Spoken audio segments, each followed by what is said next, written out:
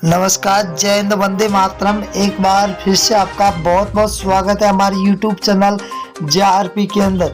लोकसभा चुनाव का बिगुल बजने के बाद लोकसभा चुनावी की तारीखों का भी ऐलान हो चुका और लोकसभा चुनावी का तैयारियां भी जोरों तौर पर शुरू कर दी है। अगर बात करें 545 लोकसभा सीटों की, तो अब की बार लोकसभा सीटों के बाद कौन सी पार्टी सरकार बनाती हुई नजर आ रही है, तो हम आपके बीच में लेकर हाजिर हुए 545 सीटों का आज तक का फाइनल ओपिनियन पोल सर्वे। आपको बता दें कि अब की बार एनडीए के सामने इंडिया महागठबंधन मजबूती के साथ खड़ा दिखाई दे रहा है। तो वही अगर बात करें हम एनडीए की, तो एनडीए ने अब की बार दावा कर दिया है कि वो फिर से सरकार बनाएंगे 2024 के अंदर। तो सी वोटर सर्वे, फलोदी सट्टा बाजार और एबीपी न्यूज सर्वे ने 545 सीटों का सबसे बड़ा ओपिनियन पोल सर्वे जारी कर दिया है। हम आपको हर एक सीट के बारे में बताएं। पहला राज्य है कर्नाटक, जहां पर बीजेपी को 8 सीटें मिलती हुई दिखाई दे रही है, तो कांग्रेस को 15 सीट, वही जेडीएस को 5 और बीएसपी को 0, तो कुल 28 सीटें। अगर कश्मीर की बात करें तो कुल 6 सीटें, जहां बीजेपी को 1, आईएनसी को 3, पीडीपी को 2 और एनसी को 0 यहाँ पर सीटें मिलती हुई दिखाई दे रही है। ये सीटों का रुझान 2023 का है और बहुत ही बड़ा रुझान निकल के आ चुका है। हरियाणा की बात करें तो हरियाणा राज्य के अंदर कुल 10 लोकसभा सीटें, जहां पर बीजेपी को 4, कांग्रेस को 5, जेजेपी को 0, तो आम आदमी पार्टी को यहाँ पर 1 सीट मिलती हुई दिखाई दे रही है। 2024 के अंदर लोकसभा चुनाव है। और दिल्ली की बात करें तो दिल्ली के अंदर लोकसभा सीटें 7 है। 7 में से बीजेपी को 2 सीटें मिल रही है, तो वही कांग्रेस को 4, आम आदमी पार्टी को 1 सीट मिल रही है, तो बीएसपी को यहाँ पर 0 सीट मिलती हुई दिखाई दे रही है। तो अदर के खाते में 0 जा रही है। अगर हम पंजाब राज्य की बात करें तो 13 लोकसभा सीट है, जहाँ बीजेपी को 1 सीट मिल रही है, वही कांग्रेस को 2 सीटें मिल रही है, तो आम आदमी पार्टी के खाते में 9 सीटें जा रही है और एसएडी को 0 सीट मिलती हुई दिखाई दे रही है।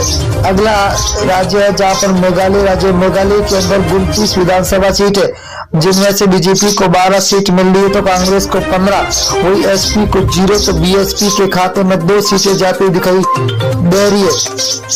अगला राज्य झारखंड। झारखंड की बात करें दोस्तों तो यहाँ पर 19 लोकसभा सीटें, जहाँ बीजेपी को 6 मिल रही है, तो वही कांग्रेस के खाते में 8 सीटें जा रही है, तो जेएमएम के खाते में 5 सीटें जा रही है, तो आरजेडी के खाते में 0 सीट मिलती हुई दिखाई दे रही है। आंध्र प्रदेश राज्य की बात करें तो यहाँ पर लोकसभा सीटें 25 है।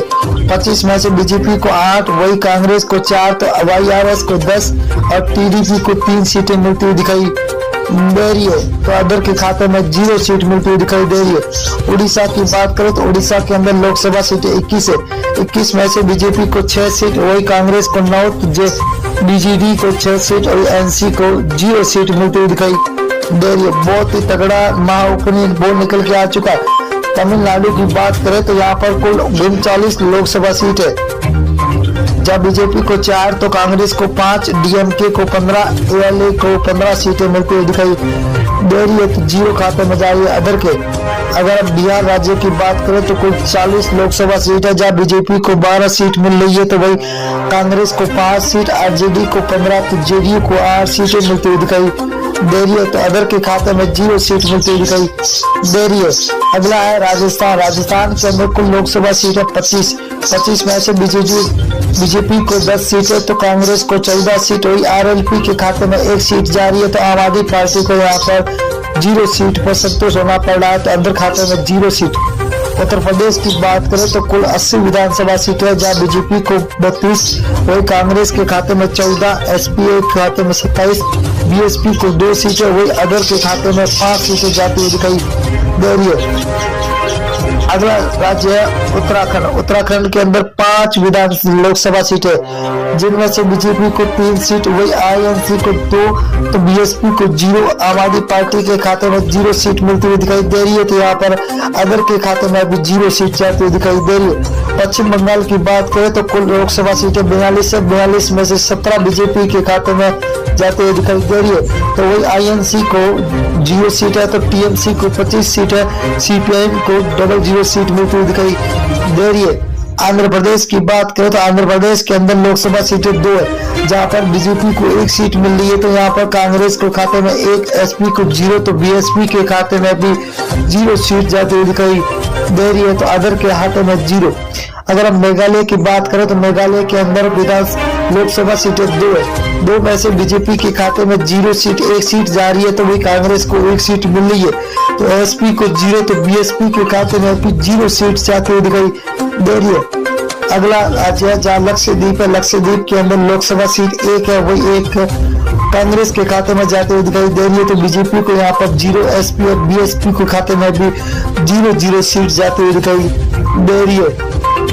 अगला राज्य है महाराष्ट्र। महाराष्ट्र के अंदर 48 लोकसभा सीटें हैं, जहाँ बीजेपी को 15, कांग्रेस के खाते में 14, तो एसएचएस को 10 और एनसीपी को 8 सीटें मिलती दिखाई दे रही है। तो अदर के खाते में 0 सीट जाती हुई दिखाई दे रही है। छत्तीसगढ़ राज्य की बात करें तो यहाँ पर लोकसभा सीटें 11 में से बीजेपी को 6 सीट मिल रही है, तो आईएनसी के खाते में 5, आम आदमी पार्टी को 0, बीएसपी को यहाँ पर 0 सीट मिल रही है, तो अदर के खाते में भी 0 सीट जाती हुई दिखाई दे रही है। तेलंगाना की बात करें तो कुल 17 लोकसभा सीटें, जहाँ बीजेपी को 3 सीट, वही कांग्रेस को 5, तो टीआरएस को 7, एआईएम को 2 सीटें मिलती हुई दिखाई दे रही है। बहुत ही बड़ा तगड़ा झटका लगता हुआ दिखाई दे रहा है आपकी बात। अगर केरल की बात करें तो केरल के अंदर 20 लोकसभा सीटें, जहाँ बीजेपी को 1 सीट मिल रही है, तो कांग्रेस को 10 सीटें, वही एलडीएफ को 9 सीटें मिल रही है, तो यूडीएफ को लगभग 0 सीट मिलती हुई दिखाई दे रही है, तो अदर के खाते में 0 सीट जाती हुई दिखाई दे रही है। असम राज्य की बात करें तो कुल 14 सीट है, जहाँ बीजेपी को 7, को